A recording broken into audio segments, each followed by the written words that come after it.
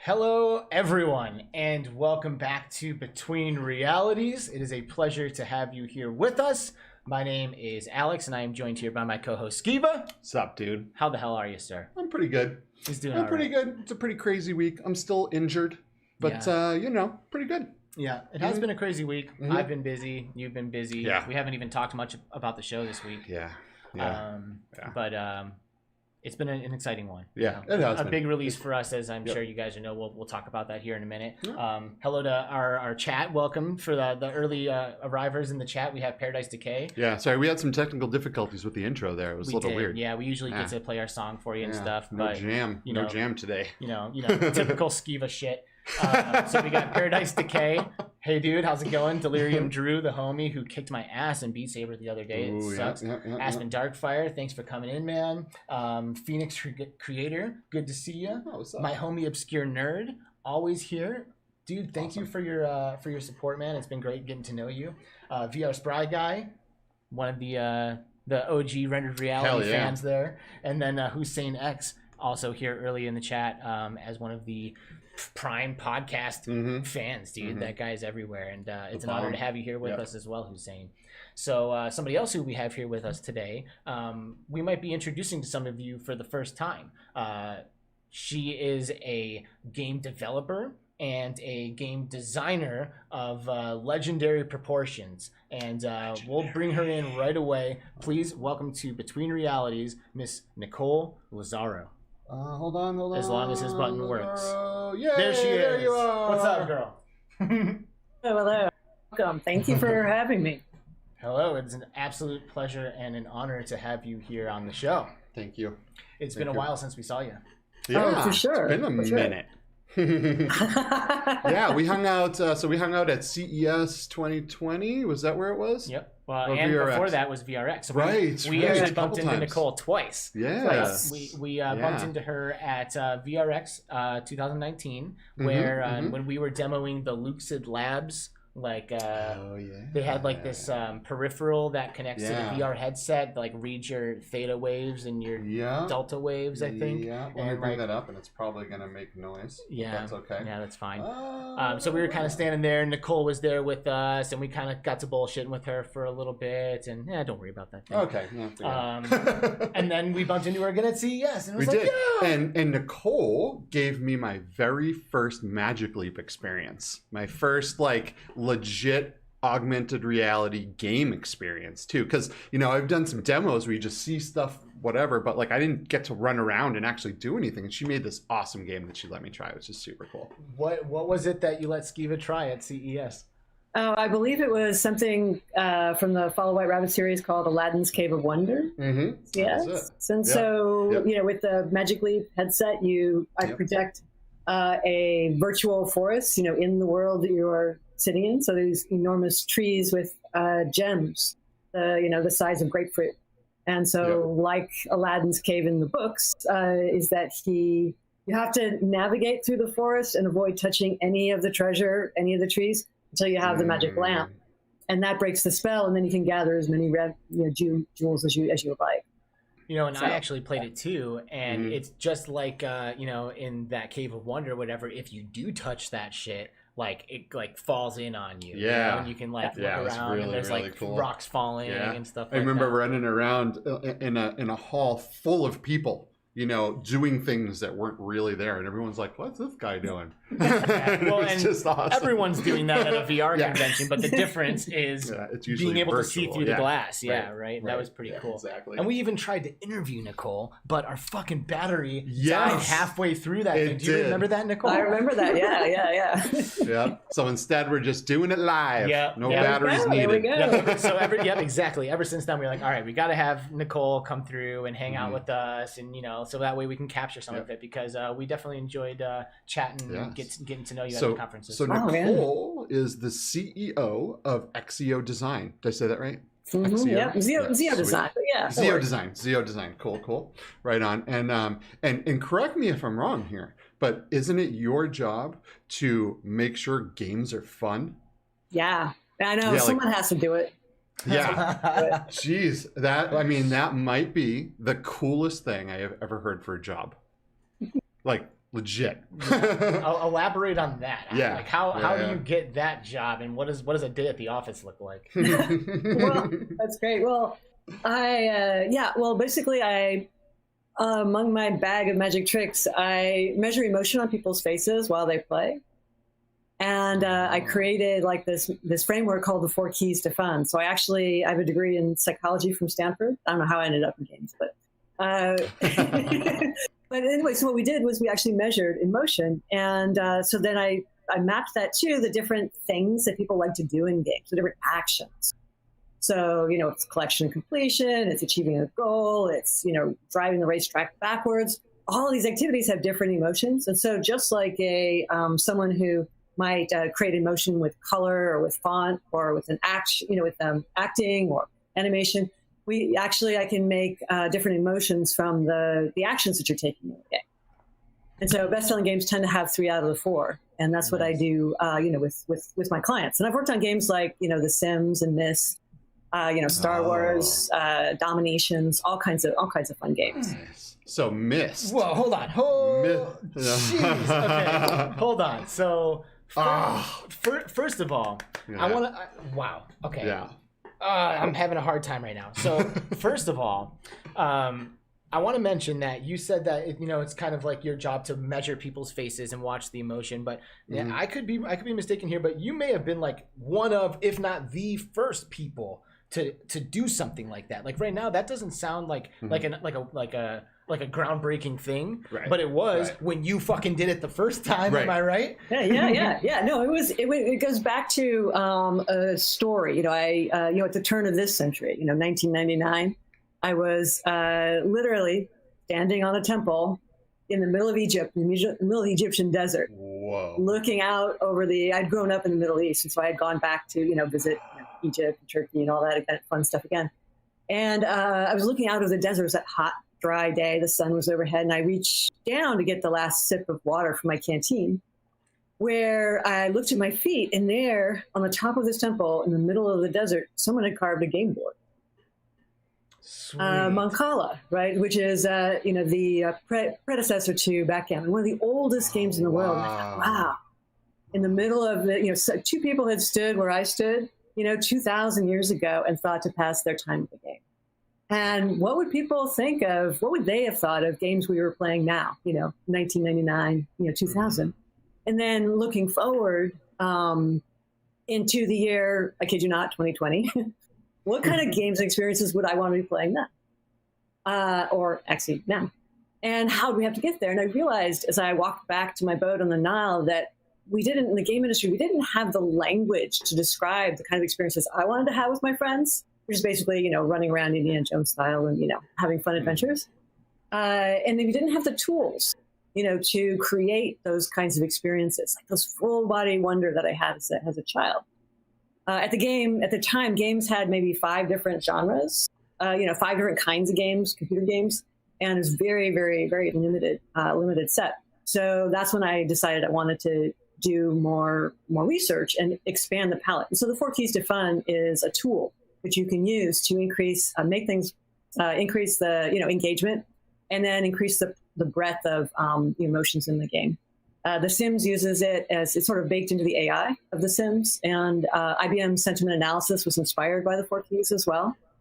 And levels for Dragon Age, levels for WoW, lots of different millions of developers actually worldwide have used it. to increase the emotional response that the players have while playing their games.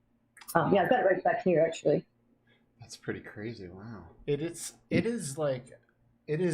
like mind-blowing, because games really are the feelings. Oh, there it is. So there are the 4 steps to fun right there. Yeah, so it kind of looks like that. Yep. And if you guys, you'll see that design is kind of down on the monitors here too, where all Nicole's info is, where you can reach her in all of her glorious places on the internet. But man, so did you start that 4 steps to fun like back in the Myst days and the Sim days? You said on the Sims you did, but what about Myst? Was that so with part Myst, of it as well? Myst was an inspiration. So that's we worked on Myst 2. So the Ribbon we did, we localized it for 3 markets like that, and I've worked on 2 of the other Myst franchises. And that's what I knew. See, I saw people. We did a lot of player studies for Cyan and Broderbund at the time, and Red Orb. And I saw in the player lab, I saw people having like a wide range of emotions, with that game and with games that really got them. But yet, when I go to a conference, I speak a lot at GDC, the Game Developers Conference, and many of you folks go there. Mm-hmm. And I, raised my hand after a panel, and I said, hey, what do you guys think? Should we, talk to players about like what they find fun? And the entire panel, these like luminaries, many of them, my heroes, just said no. They slammed me and they said, no, it's a ridiculous idea. Wow. Games could only create 3, the agony, the thrill of victory and the agony of defeat, the emotions of the Coliseum. That's it. And I went, I saw a heck of a lot of emotions already, in the work we've done. So that's kind of what inspired me to, say, well, come back the next year and say you're wrong. Yeah. And so let me ask you this then. Sure, yeah. But I was the first person to use it. I was the first person to use Paul Ekman's facial action coding, fax coding, as a measure of emotions. And then the first one to do it in response to a product, and then the first one to do it, of course, in response to a game. So just like, if you wanted to measure fun, you can't do that on a survey because it's that moment to moment, matching that you needed to do. And I have 2,000. I built these walls here, the pin boards behind me, and there's another one over there because I had thousands of observations and that I grouped together in order to make the model. But I'm sorry, I cut you off. Oh no, that's cool. Yeah. So I mean, I think a lot of our viewers know that Myst, this old classic amazing game that really got me into PC gaming, is coming to virtual reality. It is. Right? It is. Yeah. And so I don't know if you can say anything or not, but I was kind of curious if you worked at all with that or any. Yeah, no, I have not worked on that. I'm really looking forward to it. It looks like they've Cyan is Cyan, they're the guys that really did it. And they've got, what's amazing, I'm really looking forward to seeing the experience because they've up-res the art, right? There's a lot more going on. And then the interaction model is going to be different. So it's going to be really interesting to feel. Because on the player experience side, one of the lovely things about the early Myst is that it was, counterintuitive statement here, warning, is that it was really, it was a slideshow. It was a slideshow, right? Yep. And it was under your control, so you could choose where to look, but it was just this really interesting rhythm. And I'd interviewed them, the Miller brothers, after they made it, in our work, also for some articles and then our work on Ribbon. And they really wanted to, their ethos was to slow people down.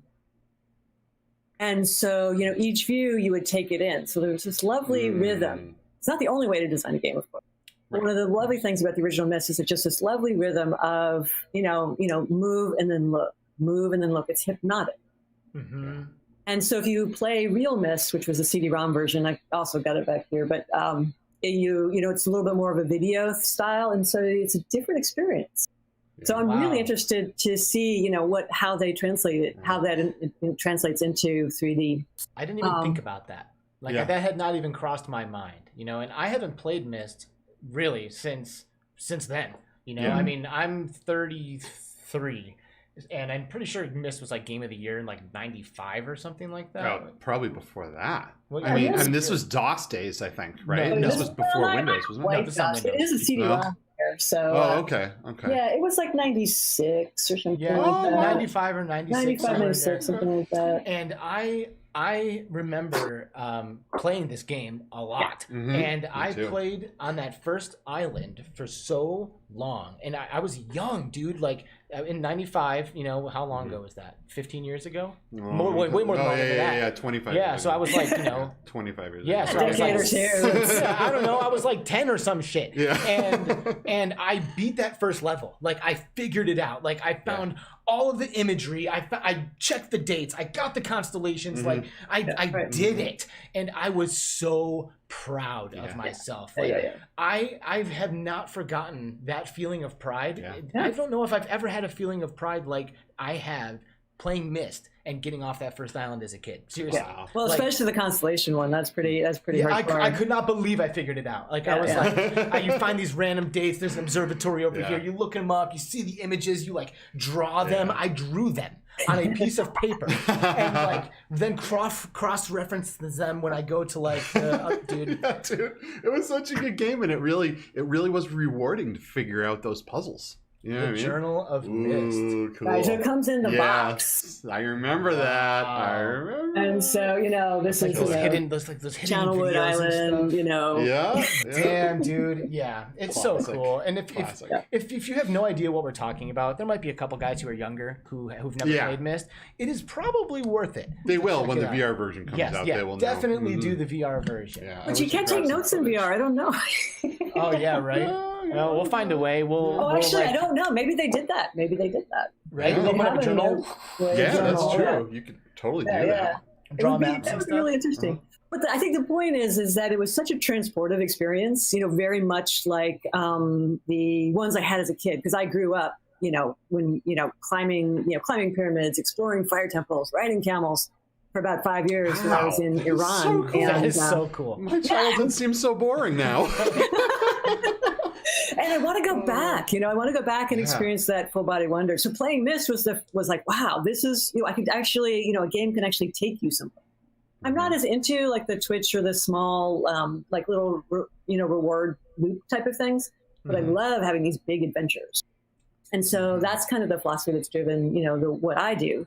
And in the XR space as well. So like with our, our games, like with Follow the White Rabbit, VR is really this trip to Wonderland. And, I grew up in Wonderland, overseas. And so with Follow the White Rabbit, what we're doing is we're creating these heavily story-based escape rooms around the world in all of the different places that I visited as a kid. So with each one, I'm trying to create a different set of emotions, like I did when I was young. They have these sound and light shows in Egypt. And it's like, it's like, in the Sphinx, at dusk, and they light them up, and there was this soundtrack, and I would just strain to like try to imagine, like, what was it like when people were living there, like, and what was it like? And so now with virtual reality, we could actually create game experiences that let you go there. Yeah, wow. I mean, Egypt is one of the places on my bucket list. Like, I need to go there. I need to experience the pyramids. The pyramids have always completely fascinated me. So fascinating. It's just unreal. I can't imagine growing up over there and just having that as an inspiration. Well, and it's the secret chambers inside the pyramids, Yes. and then and then all the secrecy that goes with all the pyramids. and all of the the people dance, and, the processions and stuff like that, the holidays. What did they, and how the government will not allow a lot of things to be explored. Like there's things that have been found that they're like, nope, you can't go in there. Sorry. Dude, discoveries, man, they're like, I don't know, dude. They're like, it's like blowing your load or something, for lack of a better way to put it, Like, it feels amazing the second it happens, right? But then, like, then we can never, like, it's gone, it's flat, and like now we can never discover that. I don't know. Again. I think the reason why they're hiding a lot of that stuff, though, is because it would stick around. I think there's things that the pyramids are capable of. But, that's for a Dark Frequencies episode. That's for your fucking tinfoil hat podcast, okay? Yeah. Going back to the emotion, which I think is good. And you were talking earlier about like when you solve the first island in Myst, the feeling of pride, right? That feeling, that's called, I use the term fiero, the Italian word, like, yes, when you punch the sky, you win the Grand Prix. It's all about you, and you've done it. You have to work hard. So you actually have to feel frustrated. And then really frustrated, but then when you succeed, then you go from that really frustrated state to that, like, yes, And a lot, like also when you discover something, there's a big rush, and it depletes really quickly. Yeah. And so then what games do, discoveries.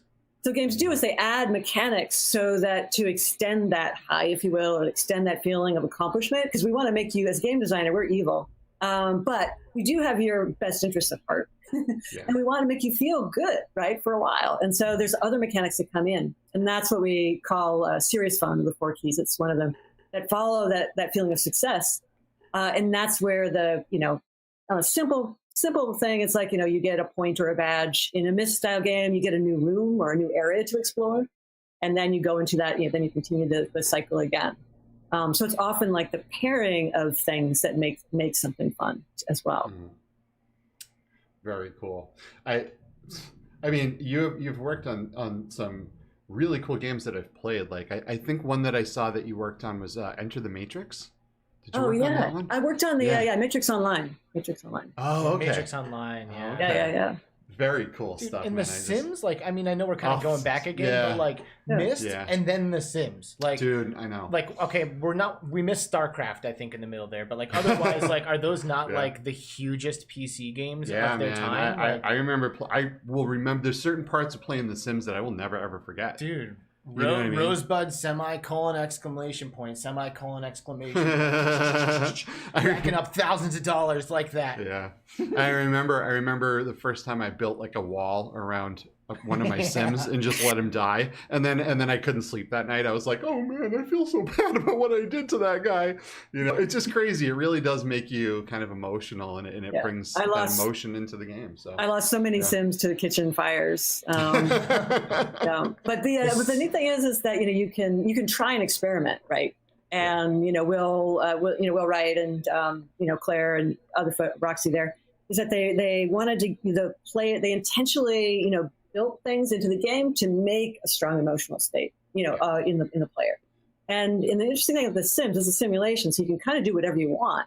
But there are these, kind of, if you look into the AI and how they designed it, there are these sort of, sequences, if you will, and those build up to different emotional moments. Mm-hmm. And that's, very different than, turning in a FedEx quest, in a massive an MMO or something. Right.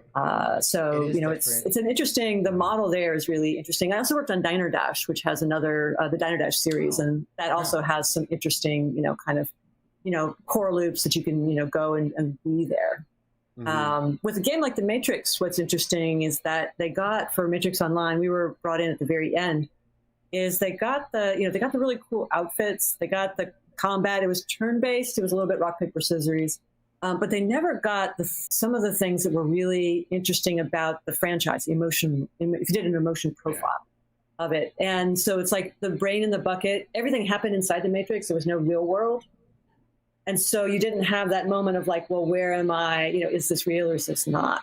It was all just straight, okay, you're in the simulation. You're in Matrix. Right? Yeah. And the moving between those two worlds is a big part of the entertainment for the franchise, for sure. Yeah, that's true. I never even considered that. So we've talked a lot about the flat games that you've worked on. How does some of the 2D stuff that you've worked on compare with the VR, and how do you gauge people's interactions and emotions and all of that when part of their face is covered? Right? Yeah. Because you would think that would be a little bit tougher. Yeah. Watching their eyes light up isn't as easy. There you go. It's a little bit. Right. It is definitely a little bit, challenging, but in the lab, and then now headsets have a lot more support for cameras, that are actually inside the so we can actually watch the eyes. And you're right, because the eyes are, the windows to the soul, and a lot of the emotion, happens in the eye region, for sure. Yeah. What really attracted me to get into the XR though is that immersion. It's that platform. This first platform where I could really create those deep body experiences like I had as a kid. And so the experimenting that we've done, and then the client work that we've done too, is all about how do we deepen that engagement. So with White Rabbit, it's a game about a magician who's been a charlatan all his life, until one day his magic actually works and the rabbit disappears, wearing a diamond bracelet. So now everyone wants to follow the White Rabbit. And so the ability to go in these worlds and bring it up because each escape room is this mixture of 2D and 3D elements. And so as you explore the space, you suddenly see it's not at all what you thought it was, and that's what a magician does. We've got some magicians as consultants on the project. And Cool. Oh, cool. yeah. And it's, so you get, this is some of the artwork behind me by Brandon Jones. It's at a teapot. There's a teapot suspended in midair, floating around. But then as you walk up to it, and then you can look at it, and now it's just a billboard of a teapot. It's like, what? Why is that? And the environment folds around you like a pop-up book. Wow. And some of the walls will move. So it will do things that real-world escape rooms can't do very well. So there's an opening in the floor, for example, that actually points to the sky. And, cool. Yeah, and it's like, well, wait a minute. What's going on? We really wrap your brain. Yeah. We try and keep it. Actually, it is pretty comfortable because I'm the lead engineer on this too, and I designed it for mobile first. So it was like the Gear VR is like the first prototype. And so the frame rate's really fast, really, So and then we try not to, make people not too many cookies. I always imagine like Portal in VR, like stepping into a portal and like being in another room, like being able to like fall through them and stuff. Like once you start messing with that physics stuff, man. Yeah. Well, if you the player, if you the player are moving, we have to really keep you grounded onto a spot. Like either you're sitting or standing, and we can't really. It's tough to pick the player up and then move you. Even transporting after 3 or 4, you can get kind of woozy. Even with like some of the controls now, not so good. So we have really, kind of mostly stationary kind of play, and we bring things to you as a way of getting around that, and that we're also casting magic. So with like Aladdin is actually a chapter in the White Rabbit series. You go to Aladdin's cave, through a book, and you can cast finger spells with your hands, and then the version that's coming out, on some more advanced headsets, VR headsets. You're going to use hand tracking. So you can actually cast a fire spell. And it's to the point when I work on the project, it's like in real life, I'm doing this. It's like, where is my fire? It's like, I wanted to do this and hang it up here. Cause I was having trouble reading. So it's like, where's my flashlight? Right. It's like, man. So I have a crew of people that like 6 or 7 people that we pre-COVID, we used to go out and just destroy all the escape rooms around this area. We've got a lot. And so we're super into escape rooms, and so I'm really excited to eventually try your escape room stuff because I love it. It's just the coolest stuff. Yeah, it's really cool because you're and what we're trying to do is we're trying to get you want to look at what does each medium do, and I get excited about it, right? So in this case, it's that sense of immersion, and the deeper immersion I can go, and then do stuff that's impossible in the real world. So I'm really taking you to a real place that feels really real. And then I do something, or actually I put up an opportunity for you to do something because it's all about you, not me, all about the player. And then the player does something, and they're like, "Whoa, wait a minute, what just happened? I don't understand." So those kind of moments. I get inspired by technology a lot. Like we just did, if you have access to GDC, I've got a talk this year on the Vault for our game Unscramble the Oracle, which is an audio first game I did with Patrick O'Shaughnessy and Michael Krabs and David Fox. And it takes place on, David Fox did, worked on the Zach McCracken and a lot of other LucasArts games. I want to have David on the show sometime. Oh yeah, you totally should. I think he'd be a great guest. Yeah, it's a good guy. Totally should. But anyway, what these are AR sunglasses, so they're like a Bluetooth audio thing. Oh, those are the Bose? Those are the Bose, yeah. No, they're discontinuing the SDK, unfortunately, so I'm working really hard this weekend to pull it to iPhone, but they're great because they project the audio right into your ears. So instead of this wonky plastic thing, I don't like those. It just it reflects the audio just over your ear like this, and it's it's so lovely. And it really feels so cool. It really feels real, right? And you don't have the cup like a headphone pressure at all. It's just I'm wearing sunglasses so I completely forget, right? Yeah. And you look like a movie star. Yeah, and then there you go. They're not bad looking. Not bad looking. No, not at all. And there's no visual here. It's just all audio. But there's an IMU in here in the older ones, and so it actually gets the head pose. So we do this narrative with David Fox. He wrote the script. We do this choose your own adventure you play walking around the block. And so it's all positional audio. So I designed these 6-staff 3D and 3D audio environments that you can walk through. Stereo is 2D.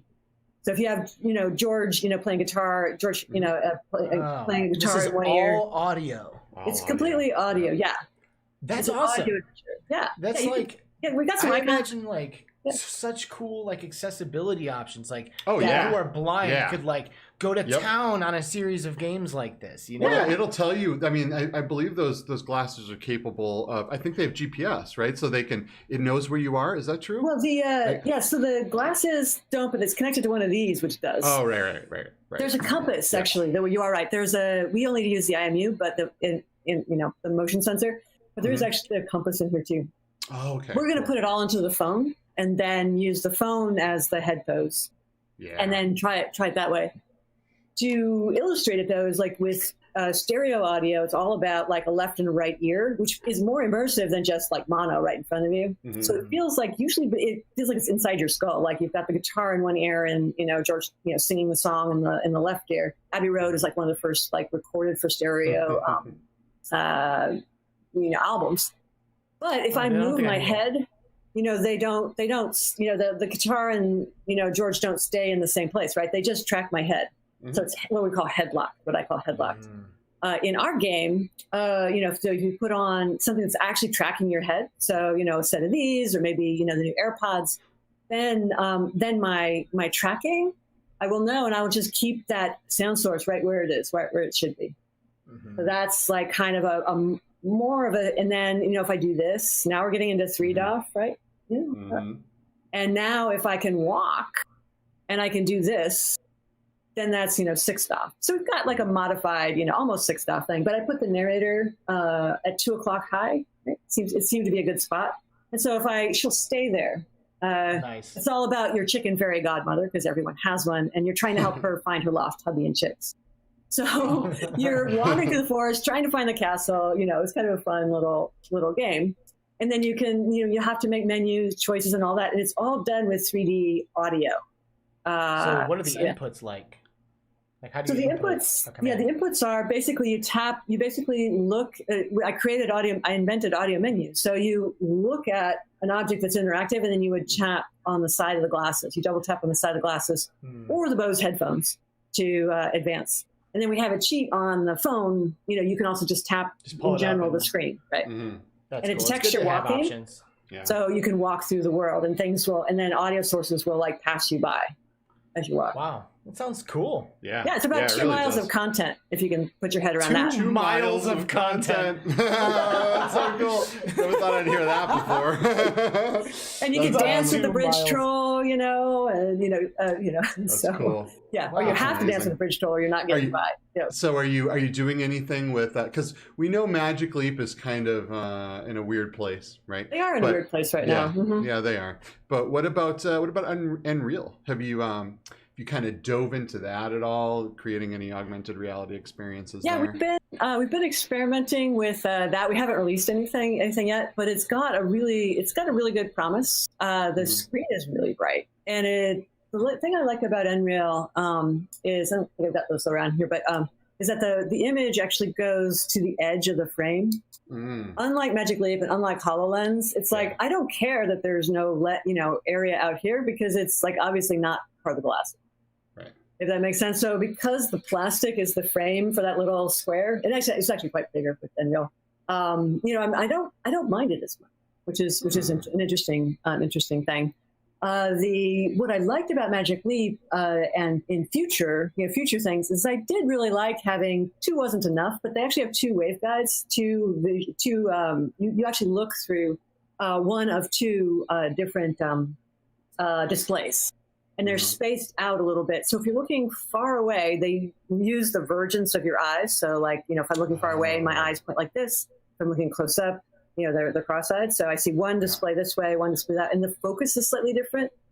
Technology-wise, I'm really looking forward to when we have 8 of them, so that you can kind of get this feeling of going forward. Or we do a much better, job of beaming light gently into our eyes for those kind of experiences. But regardless, what we're doing is we're doing a lot of experimenting because it's, there's all kinds of different hardware. Mm-hmm. And the important part is the creative. The important part is is transporting the user.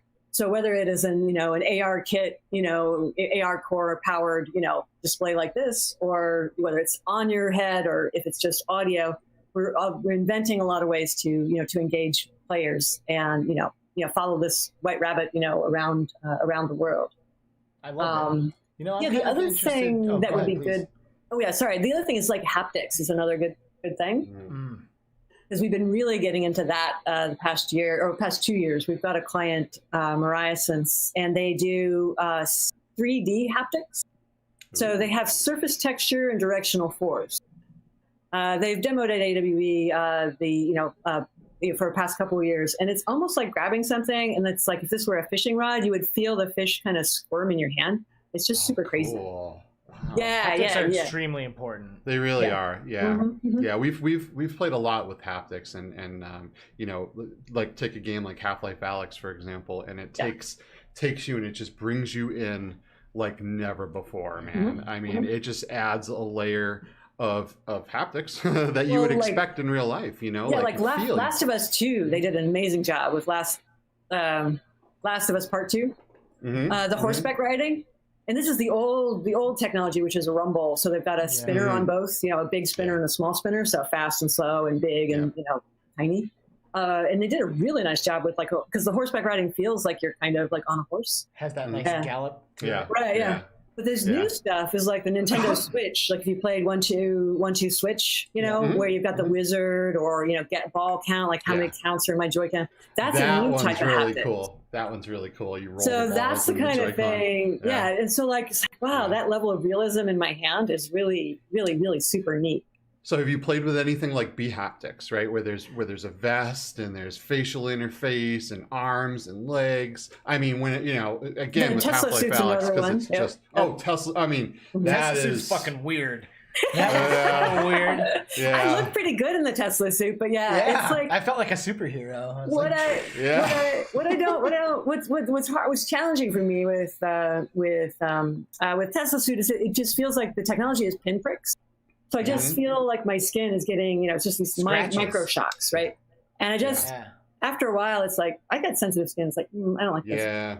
And Haptics is good, but the stuff is really bulky. The neat thing about Mariah-Sense, they've got this Pulsar SDK that's coming out pretty soon. We're an early alpha developer on it. Is that it's just the device, and so it's it's just like what you're already holding. So I gotta know, do you ever think about, because you're in the business of making games fun, right? Yeah. And like you have to design games to stay fun throughout the experience. But when we were doing the Lucid Labs thing where we met you, I was starting to think about procedurally generated content and dynamically changing content. As we're able to start like reading brainwaves and like the game will know whether or not you're interested, it can change accordingly, and it can like dynamically shift the experience into something that it knows that you would prefer. Like the HP Reverb G2 Omnicept claims to be able to do those types of things. Because it has the facial tracking and the cameras and those and heart rate monitors. Exactly. And all that stuff. So my thought is, do you see some of like what you do kind of like shifting a little bit into like putting like energy and time into that? Versus, like the traditional way that we've been doing it, where obviously that technology doesn't exist yet, but do you see it going there, or are you dreaming like I'm dreaming about this? Well, yeah, from the very beginning, like there's that opportunity we've been exploring, and the interesting thing about that is you want to what is the intent? What is the intent of the player right then? Because I can measure like a basic attention, but actually what I'm measuring is like the attention is kind of this big glommy state at the top, or I'm focused or I'm distracted. A lot of the brainwave, emotive and other things, they're like, they've got these sensors, but they're very crude. They don't really get the precision can't get it done. Of what I would need here, for this. And so the challenge is like once we can measure that, so that's why I went for eyes, because there's a lot more going on here and here. There's 7 emotions you can measure in the face directly, really, really pretty straightforward. So then you want to get but the challenge would be I noticed that you're frustrated. let's say, then do I know like why you're frustrated? And is that a good frustration or bad frustration? So when you're in Myst and you're frustrated, do I know, I mean, at the games I have to know, like, that's okay. You know, so I've got to norm it against people in general, and then norm it against you, the player. And then what kind of day are you having? Are you in the like hyper casual mood, right? Where you want 0 challenge, right? Or are you like, I want to like have to focus so hard and be so frustrated and yell at the computer because I do that instead of yelling at my boss, you know? Right? And so then my AI, we're building an emotion engine, you know, over these series of games. And so one of the challenges is like, how do we do dynamic difficulty setting, for example, you know, based on emotion input?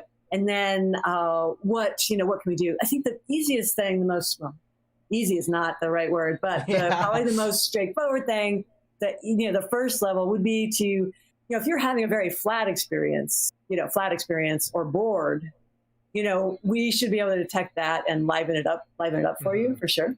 But if you think about it, you know, in the face, if you are in super Zen mode, you know, if you watch somebody play, like, you know, play Halo or, play a shooter, some people are like, you know, just all over the map. They're really excited, yelling or whatever. And then some people are like this. Just chill, cool as a cucumber, just murking people. Right, and just like, you know, they like all the stimulus, and they're like, it forces them to focus. They have to, because it forces them to ignore the distractions in their head. And so then you've got this really interesting thing about, you know, it's almost like smoking. Some people smoke to get to pick themselves up, and then some people smoke to relax. And some people smoke both ways. It's weird. Right. We're human, so we change a lot. The important thing, though, is that, and that's why this is a tool set and not a recipe. The 4 Keys to Fun is not a recipe, right? It's not checkbox. Is that it allows you to, you know, kind of explore as a game designer and think about, well, if I don't have all 4 keys, you know, I don't really have much of this, you know, people fun yet. It's all single player, and there are no characters in my game yet. Maybe I should explore some of these characteristics as, you know, ways of, you know, increasing the fun in the game. Man, you know, I can see this technology, like the first few iterations of it, like the dynamically changing immersive experience, having some fucking crazy, like, unintended side effects, right? Like, let's say it detects you being scared, but it detects it as, like, not a good scared, or like, you know, not a bad scared, but a good scared. So it, like, keeps, like, exponentially, like, doubling some effect, you know? Like, out of nowhere, all of a sudden you're just terrified. Like, getting, like, hammered by something, you know, that it, like, thinks you want, but it's, like, misreading your intention, you know? Like, I bet you some crazy shit will happen to people. I bet in those first few interactions. Maybe none of Nicole's games, but other people. We assume that you'll have a nice, clean code. It'll work properly, you know, but everybody else. But is it a bug? Is it a feature? But I think that with us, what we're doing, and I've got some talks on narrative design. I did one a couple years ago about narrative design for XR and narrative spaces design. And what we're doing is, like with the main room in Paris, like what we see here behind me, is that as you churn or as you move through the space, you're getting a different emotion profile. You know, again, on the different emotions, like 4 key style. Then as you interact, the room changes. And so you're getting another set of emotion. And then you have emotions about doing something, succeeding or failing, or something else. And then there's those things kind of go along. And then when we have a really interesting way of doing jump scares in a sense. It's like when you're not looking at something, things do happen. Right. But I mean, after a while, you know, you just get tired of monsters coming at you from the back. At least, I mean, you kind of like me when I play first-person shooters. I'm constantly getting knifed by my friends, right? So it's like, yeah, all right, that's fun. But you know, so there's just, you know, you want variety. You want variety as well. Yeah. But I think the important thing is if there's no emotion, there is no game. Right. And there are, you know, there are lots of great tools to create emotion, and we just want to make sure we don't, you know, push that same button, you know, all the time. Yeah. So it might be interesting to get her thoughts on something else that we kind of have going on. And we've kind of made a couple little announcements about this. We're going to make another little announcement right now to those who are with us. And then next week, we're going to make a big announcement. But we are going to be giving away an Oculus Quest 2 on this channel. And Skiva And by the way, it comes with all the bells and whistles, like a lead strap, maybe even battery strap. Is it a battery strap? It's not battery, Okay, but it's a Elite lead strap. strap. It's 256 gigabyte model. Like Not legit. skimping here on the prices. No skimpies, no skimpies. No, but we didn't pay for this out of our pocket, did we? No. So we didn't. We were talking. We've been, we talked to everybody. That's kind of what this show's about, right? But we got together with the Virginia Philosophy Reality Lab, which is part of the Old Dominion University in Virginia. And who's your buddy who reached out to you?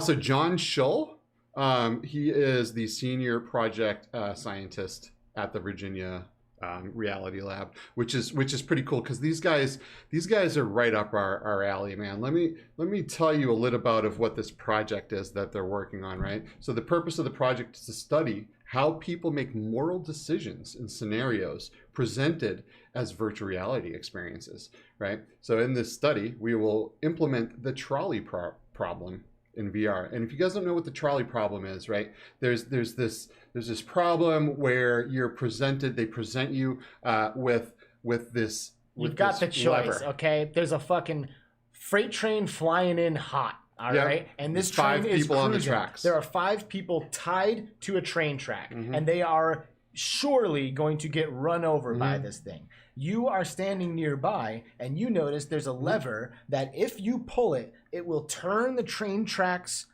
a new direction where there is one person who has been tied down to the train tracks, and it will kill them. So you are faced with a moral dilemma as this train approaches. Do I do nothing and let this train hit and murder 5 people or kill 5 people? Or do I enact, pull the lever, and make the choice to knock out one? And they are at this university are going to be implementing that thing that was typically or formerly only a hypothetical, and now putting people into the opportunity to actually make that decision. Yeah. And that's really interesting. It really is. It really is. This research is headed up by Dr. Andrew Kissel and Dr. Christoph Rekowitz. Nice. And I don't know if I said those names right. That sounded good. Right. Well, thanks. And and this is some serious stuff, right? Because you can get, you might think you're going to do a certain thing, but you don't really know until you're in that situation. And VR is the closest way to put yourself in a situation. So what does this have hurt, to do with the Free Quest 2? So what this has to do with the Free Quest 2 is we have our objections as to how Facebook uses our data and how Facebook steals our data and collects it all, bio data at that, right? The way you move, the things you say, every little aspect of you. Face. The shape of your face, all of it. The shape of you. They're talking about trying to collect the shape of your body as well. All of it. They're really taking stuff that just, other companies take data, but this is a new level. Yeah. This is a new biometric data. Biometric do you have acne? Do you need facial? Are you a candidate for facial surgery? Like a friend of mine, square jaw. She got ads so like, hey, what about that challenging square jaw you got? Answer those surveys. Like, so they are. They're taking. It's a very unethical thing, and these guys are all about ethics in VR and philosophy, and and it was just a really good matchup here, right? So John Schull reached out and said, "Hey, I'd like to donate a Quest, and we'll make this all work together." He right? liked Skiva's hashtag. Yes, he my hashtag. Yes. When he bought the Quest, he was like, "Oh, I'm so excited to get my bio data theft unit." Hashtag BDTU. And the guy was like, "Yes, I love that hashtag." And he was like, "Skiva, I'm giving you guys this Quest." So, there it is. So here we're partnering up. We're partnering up, and we're putting some eyes on some of this stuff, right? Some of this moral and immoral, scenarios that we're put in now, and we don't even know we're put in, right? And these guys are working to collect some data to some old problems that it's just been, it's different when it's on paper. Right. It just is. It's just different when it's on paper. So we're going to give you this Quest, but it's going to come with the information. It's going to be like, all right, here's your bio data theft unit. Enjoy. So if you'd like to win a bio data theft unit on our show, we will tell you how you can do that next week on the show. We will. So tune in next week because, we are not a big show, but this is a big giveaway, which means your chances of winning are way higher than Yes. someone like, you know, I don't know, BMF channel or some 100,000 subscriber channel, right? So you guys have a very good chance of winning this Quest 2. And like I said, it's the Elite strap, it's 256 gigabyte Which, model. by the way, we are, you know, we might be one of the smaller VR podcasts, but we are the best VR podcast. Yes. Which we I believe we are. I can't believe we haven't gotten to this yet. I know, it's crazy. So yeah, Mateo311 hosted the VR YouTuber Awards this morning. And, yes, and as you can see, right over here, we got this award back there from winning an award. We won Best VR Podcast. We won Best VR Podcast. So This thank is you amazing. guys for being here. I mean, it was you know, I mean, it was insane to be put up against Rendered Reality, Coffee and VR, and F Reality. Like, dude, those guys are amazing. Like, seriously. Oh, right, I'm telling you, man. Like Rendered Reality should have taken this. I'm not even surprised. I'm not even surprised. Dude. No shit, Sherlocks. I nearly exploded when I saw Between Realities on the winner's card. Yeah, I almost exploded too. Man, we shouldn't have won that. It should have gone to... You were there, weren't you? Like, you fucking presented this award. Was nothing but a circle jerk. The best part was when it ended. Well, that's not true at all, man. I mean, I thought that was a fantastic show. Mateo loves the show. He genuinely does. This podcast should be called Between Technical Difficulties. That's not a very nice Muted song. microphones. Disappearing scenes. Unmuted clips. Oh, man. I don't Listen, know. dude, he works really hard on the show. It's not easy to do, all right? There's a lot of moving parts. F Reality Podcast, 0 issues. Coffee and VR Podcast, 0 issues. Whoa, dude. It's a little bit tougher to fly around a multi-trillion-dollar spaceship between realities than it is to make a fucking latte. You know what I'm saying? This conversation is pointless. This award was given to you by this meatbag. Oh, no. Oh, what is happening? Oh. Yeah, we've seen this already. I hope you disinfected it. Nicole, can you hear us? Nicole, you there? Are you there? Wait a minute. Nicole? Oh, yep. Nicole, are you there? She's there. Oh my goodness, I'm back. Oh, I'm sorry. We got taken over. Our ship got taken over, man. We're flying around here in space, as you know, and you know, sometimes we run into hostile entities. Yeah. So it is sometimes we run into a hostile entity. Yeah, he's really been the only one to mess with us so far. It's really sucks. So anyway, we deal with it, and I don't know, I'm honestly getting used to it at this point. Yeah, I know, seriously. It's like, okay, here we go again. That guy. So anyway, it was great to win that award, though. For real. Yes. For real. For real, it actually is awesome. You know, it was great to have our podcast, you know, blasted as the best one on a channel with 11,000 subscribers. Thanks, Mateo311. But at the same time, we really do feel like it should have gone to, like, you know, Coffee and VR. I mean, you know, that's our favorite. We love Coffee and VR, and I know you're and here F Reality, but Coffee and VR, our jam. Our jam. That's our jam for sure, dude. So, like, you know, if you do want to borrow it, Sean, you are welcome to. You can come by, you know, take it home for a minute, you know, eat cereal out of it or whatever they do with the awards that they take home. It's like the Stanley Cup. Yeah, but we were happy about it. And the video was good with the exception of, you know, Mateo messing it up as usual and having it be, like, buffering the whole time. Like, nobody could even watch the video. Which has nothing to do with Mateo. But, you know. Yeah, go and watch that video. I will. It's not in there right now, but I will put a link in the description, and it's really cool, man. It gives a lot of props to a lot of different content creators, and it's just great. Mm-hmm. Yeah, good stuff. Mm-hmm. So anyway, back to what we were talking about. Sorry. You know, ethical and moral dilemmas. Yes. Now we can try them in VR instead of just thinking about it, right? Like, would I pull the thing or wouldn't I? Yeah. How about we find out if you'll pull it or if you won't pull it? So they will be collecting this data. I do want to say that too, but it will be anonymous data, right?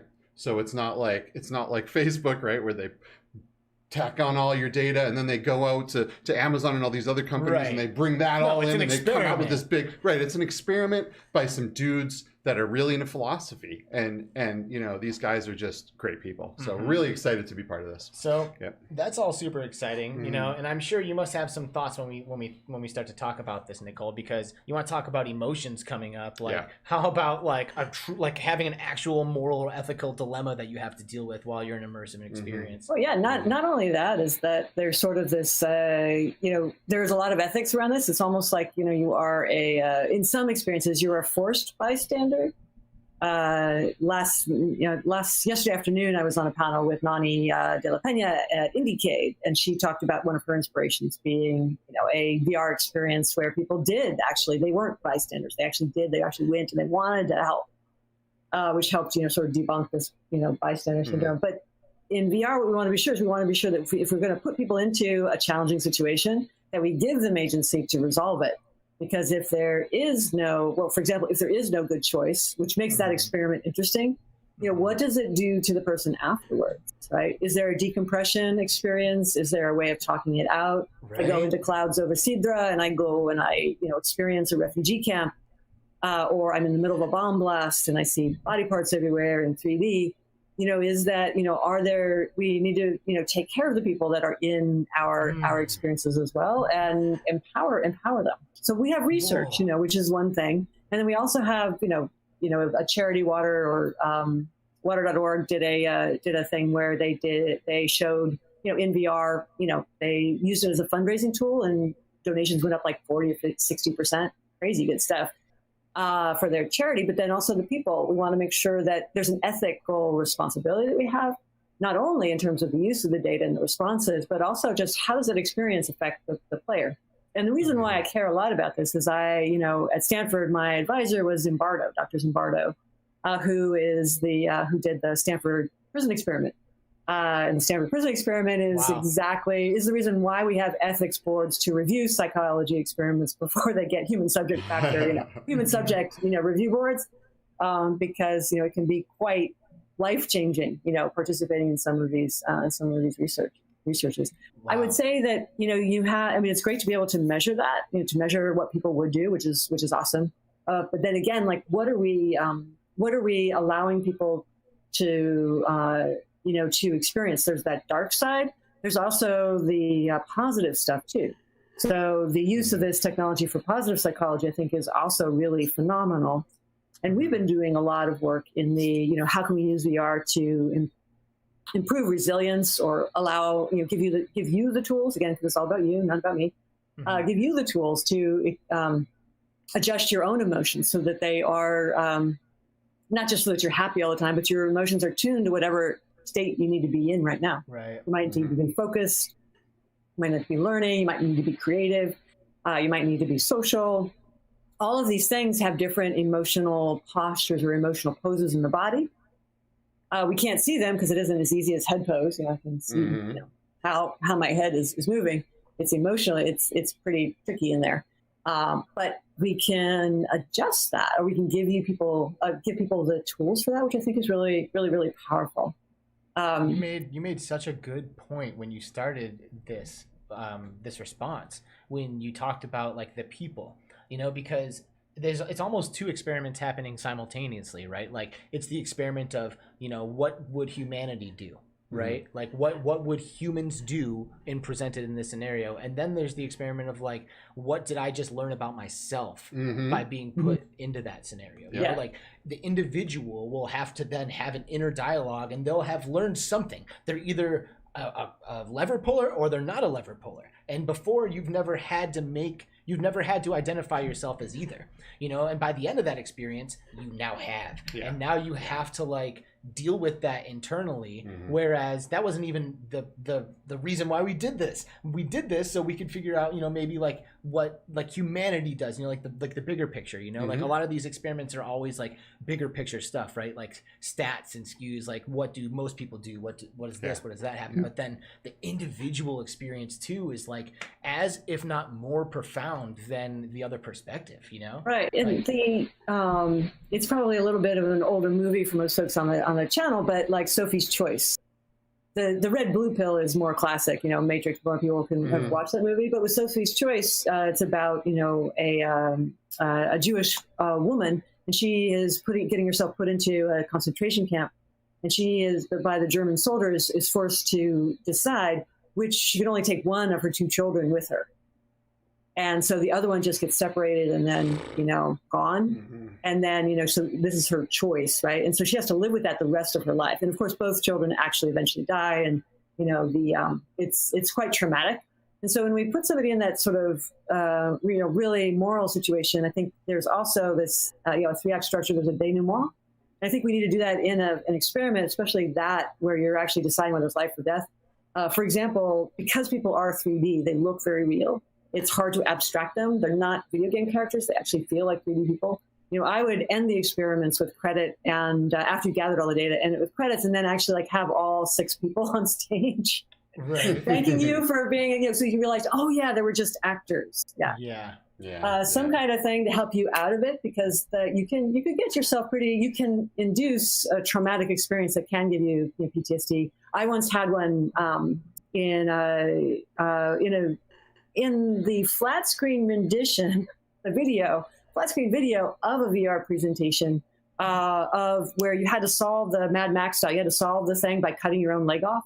Ooh. In VR, and the guy was screaming and stuff like that as he's cutting his own leg off. And it's like, that I curled up into a little ball on the floor, at GDC, and then I still couldn't. So I had to go to the back of the room, and I couldn't go out in the hallway because I was, crying. And then so I just balled up in the back of the room in the corner, just like completely traumatized. And that was from the flat version. But imagine if you saw that in VR. And I was just dumped. I couldn't participate. It was the first participate. I couldn't participate the rest of the day. I couldn't go to the parties. It just completely. Wow. It was the first day. It completely ruined the thing for me. So we got to be. There's definitely got to be moral. So there's moral stuff about data privacy and stuff like that. You can also induce emotional states within social media. So if you haven't seen the Social Dilemma movie, for example. A lot of stuff to look at that, right? Yeah, everyone should definitely watch that, because everyone is pretty much on. Dude, I know. And the thing is, they came out and they said, if you turn your Facebook account off, you lose all your games. Mm-hmm. Yeah. All your purchases. Yeah. If you delete your Facebook account, you delete your Oculus account. You can't use your fucking headset anymore. Yep. Dude, so messed up, man. I don't even know, It's just, the only thing is you better just create a mule account account for your VR development. Because do I want my coworkers to know, if you're a boss, right? Do you like my children, a disgruntled employee or something like that? Right. That's not gonna be safe for anybody. And children, right? They are forcing children that are not mentally ready to be on social media and the things that come with having a social media account. Mm-hmm. They're forcing them onto social media in order to gather the children's data and to lock them into an ecosystem right from the beginning. And these little kids, they just want to play some VR, man. They just want to play some Population 1. You know what I mean? What the hell? The Curious Tale of Pets, the stolen pets. Curious Tale of stolen. It's so messed up, man. And it's important. It's important for people involved in VR to let people know it's really happening, right? We can't all just be like, oh, Quest 2, $299, holy shit, how did they do it? Well, they did it because they're taking your data, which is very expensive and makes them a lot of money. So that's how they're subsidizing the cost of the headset. Yeah, and there's a saying of if it's free, you're the product, right? If the service is free, you're the product. But it's actually more than that. It's not just that you're a set of eyeballs in a wallet, like in a cafe, like in a bakery display case, right? Mm-hmm. That's not just that. It's not just you're the product for sale, but it's actually you're the product in that you're bread dough. And then the social media feed, they're stretching you, they're shaping you, they're forming your opinion, they're channeling your behavior. They decide who your friends are. Yep. The people that show up in my social media feed are the ones that make Facebook the most money, not necessarily the ones that do me the most. Right. And it's not just Facebook, a lot of these things are. But they are. But Facebook is up because of the type of data they're collecting is just so much more invasive. Mm-hmm. There's somebody who I went to high school with who had a baby, and guess what they did?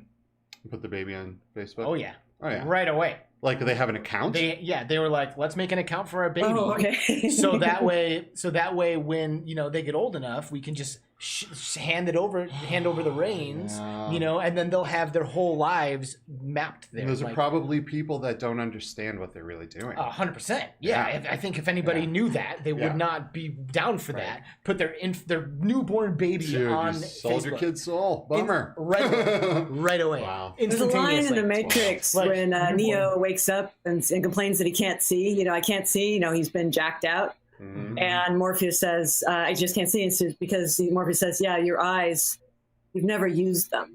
Mm-hmm. Never used them before. And if you are, you know, from birth, always plugged into, you know, some kind of the social media feed is a set of eyes. It is a way of seeing the world. And it's distorted. It's a distorted lens. Some control you've got, but a lot of it the platform has.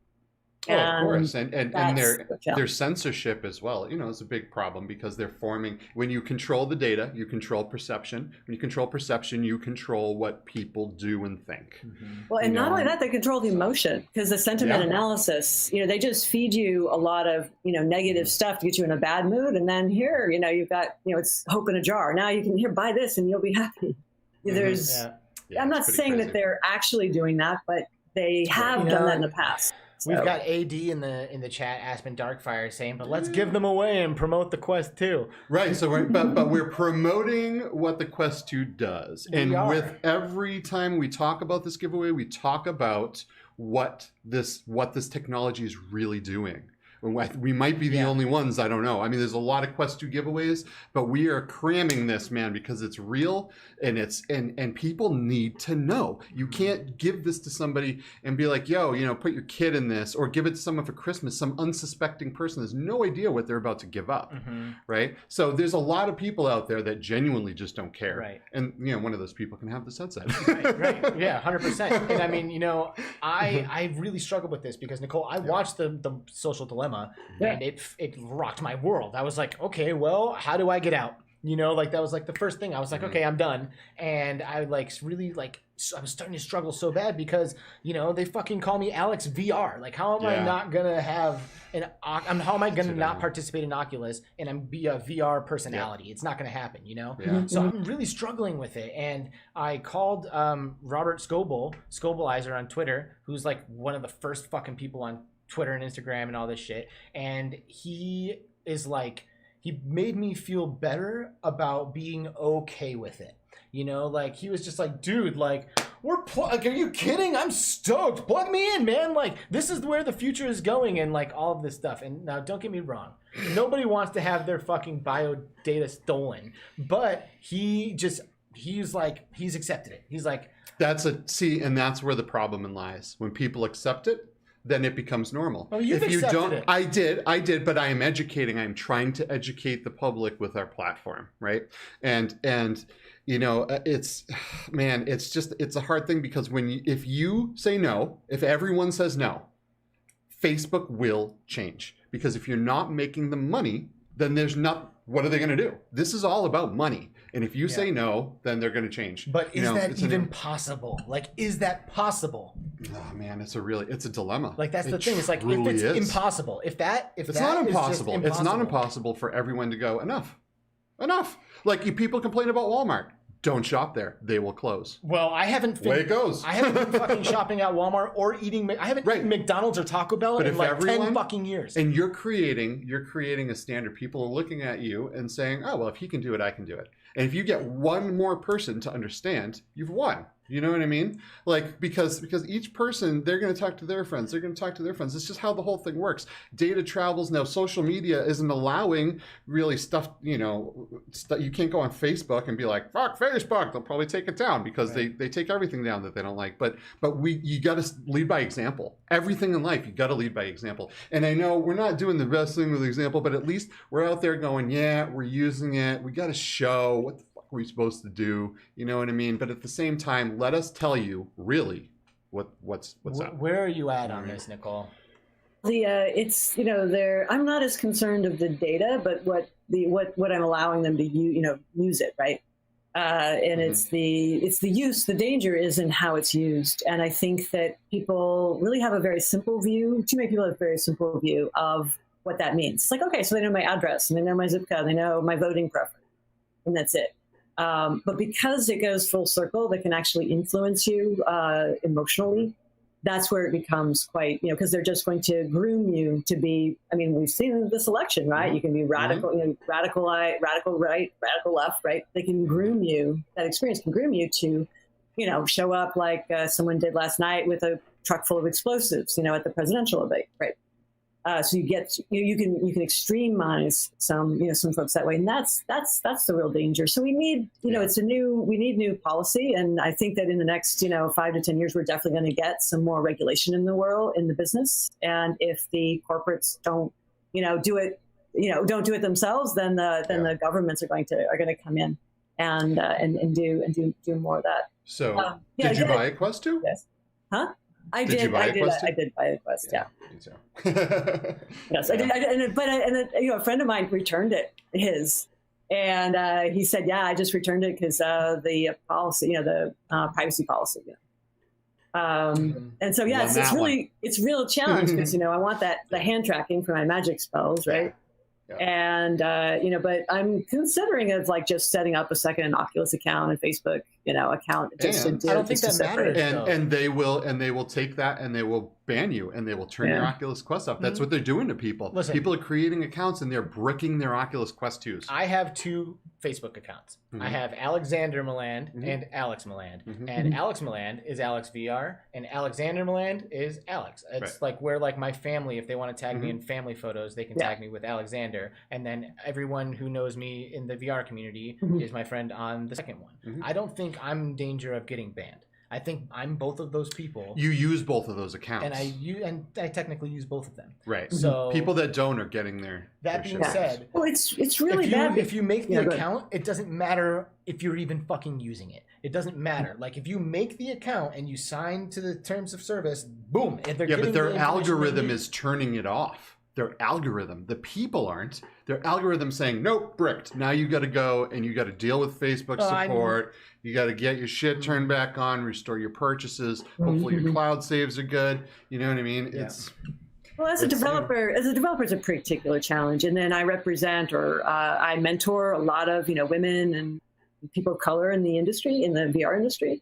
And if you are you're LGBT, and you're not out at work, but you are on Facebook, then you're just, that's a real risk, right? You could, for harassment, by your coworkers, right? If you don't happen to be, there's a reason why you're not out at work. If there's a reason you're not out at work, then, you really do need to have that privacy. Right. And frankly, you don't even need to have a reason. You're allowed to do what you want. Yeah. Period. Right. You should be able to not tell people something if you feel like it. Do you remember 5 years ago when people were to interview for a job, you had to show your social media account, right? Do you remember that? And that was banned or whatever. We can't, the employer does not have to ask that question.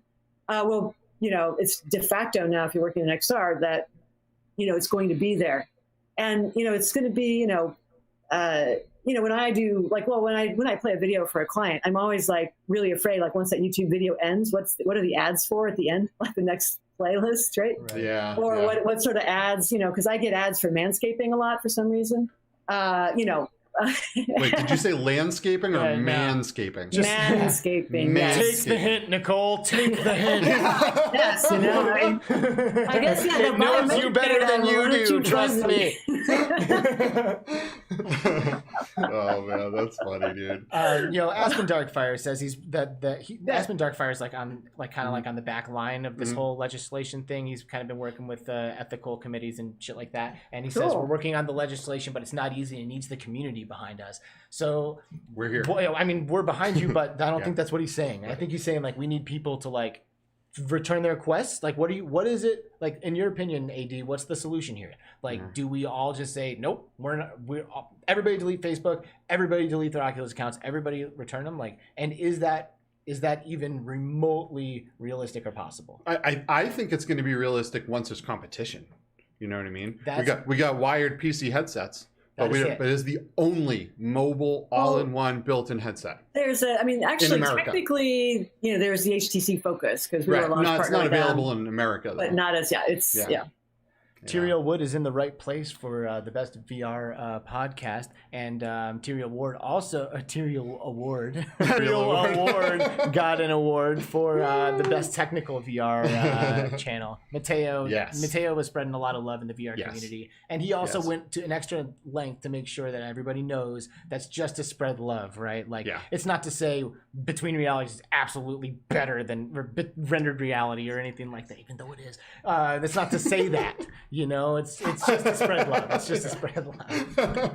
It's just this is an amazing community. This is the best community I've ever been part of in my life. I mean, the people that jumped on to VR immediately. I feel like, I don't know, does VR just attract smart, awesome people? Yes. That's weird because completely, it's bananas because I haven't met any douches really. No, no, very few. Yeah, very few. I mean, I don't want to besides Zuckerberg. Zuckerberg.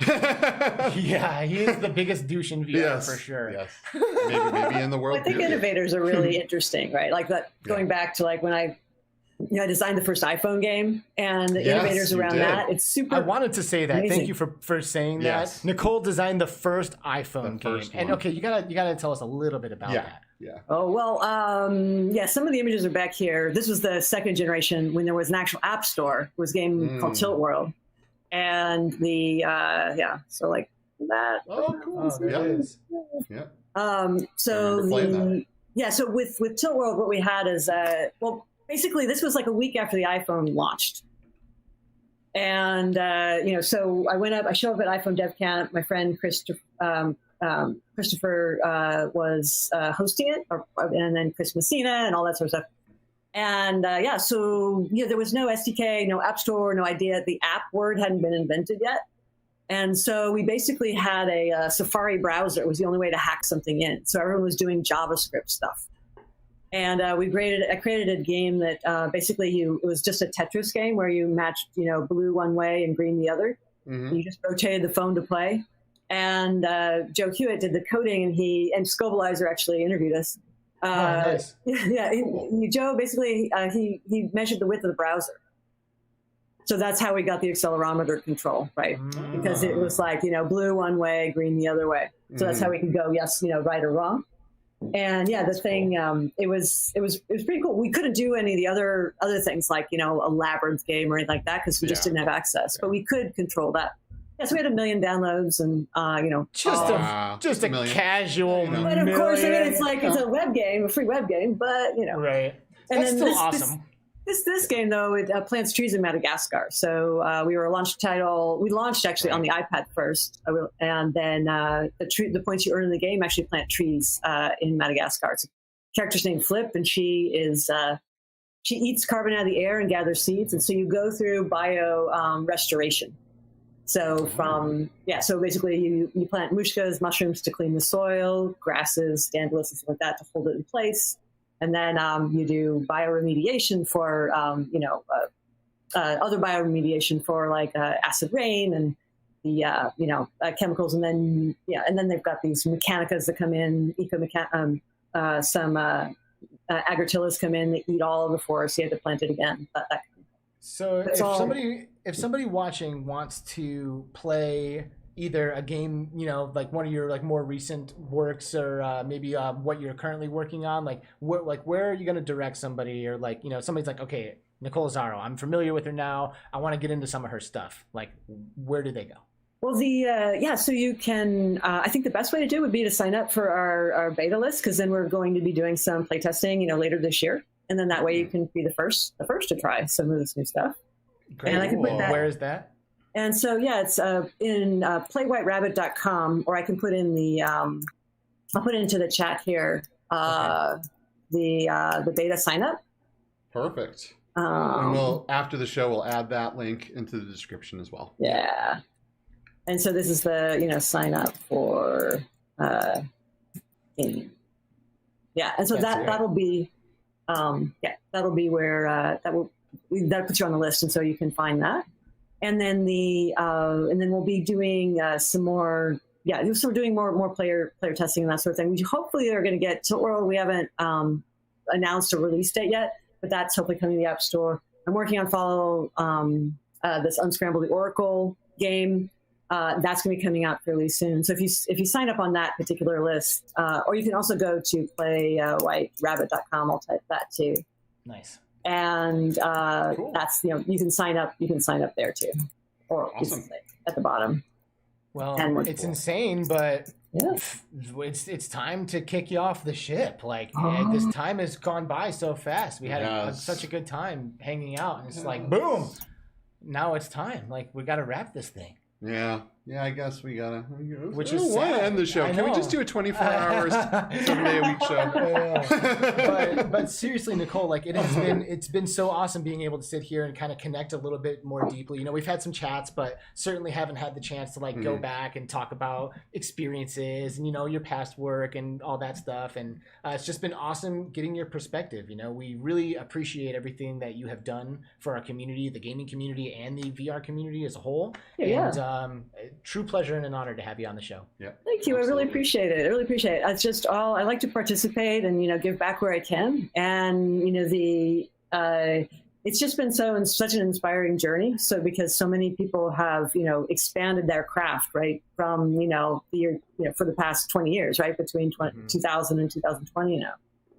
So it's a really great, and I love what you folks are doing in terms of inspiring and lifting folks up to think about things, like ethics and other aspects of the industry. So that's really great. That's really great as well. Thank you so much. Yeah, and if anyone wants to download there's a free white paper, and if you wanted to download, you can print out one of these. I put the chat as well, the 4 keys to fun, so 4k2f.com. Nice, you can download that. Cool. Awesome. Yeah. And we will throw those links in the description after the show. That sounds so check good. that out. Yeah. And check out all of Nicole's information is also in there. You can find her on LinkedIn, on Twitter, and all the different places that I was able to find. I have put in the description for you as well. So. I just put my Twitter handle in there too. Thank you so much, Nicole Lazzaro. Say goodbye, everyone. Bye, Nicole. She's gone, and she is gone, and we don't see her anymore. This was, I can't believe how fast this went by. Dude, I know. Each one of these shows, it's like I blink and it's over. It doesn't even make any sense. I know. I know. Well, when you live between realities, I mean, right? It is what it is, right? Chat, you guys have been awesome as usual. We weren't really able to do any shout outs mid-episode, but Grumpy Duck has been here. Sean from Rendered Reality, of course. Dinah Gwen, the VR poet extraordinaire. Mr. Trinidad, who is kind of newer to the community and loves me because I say fuck on the air. You are very welcome, sir. I'm glad to drop as many fucking F-bombs as you want me to. Paradise Decay talking about how he had to mute me a million times in his video. Yes. Sorry about that, PD. A lot of beeping. And VR Spry Guy, thanks again. We love you all very much. Next week, we have a kind of a double whammer. Yeah, we do. We have Sonia Haskins, which people might know as Hasko. Hasko 7. Yeah, Hasko 7, VRML Echo player. And she just destroys people in Echo VR. And she's getting into Population 1 and some stuff. So, I mean, she's awesome. And gaming science teacher, who is also very well known in this community. And she's going to hop on and talk about some education stuff and just, whatever we want to talk about. VR, Skiva, GST, Hasko, boom. All of us next week. Thank you guys so much, and we will see you then. Take care. Bye-bye.